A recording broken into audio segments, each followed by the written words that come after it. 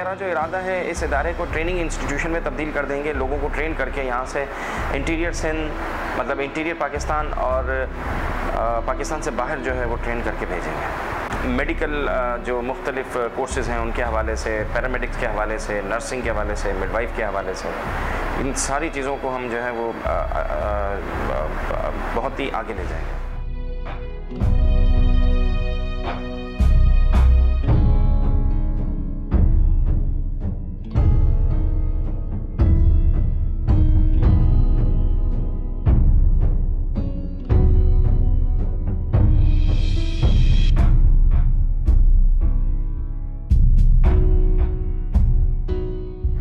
वो आते थे ऊपर, हम ऐसे खेलते थे, अच्छी अच्छी बातें करते थे, अपने वक्त की बातें बताते थे। हमारे अब्बू हमें ये समझाते थे कि बेटा अभी बड़े होके तुम दुखी इंसानों की, गरीबों की खिदमत करना।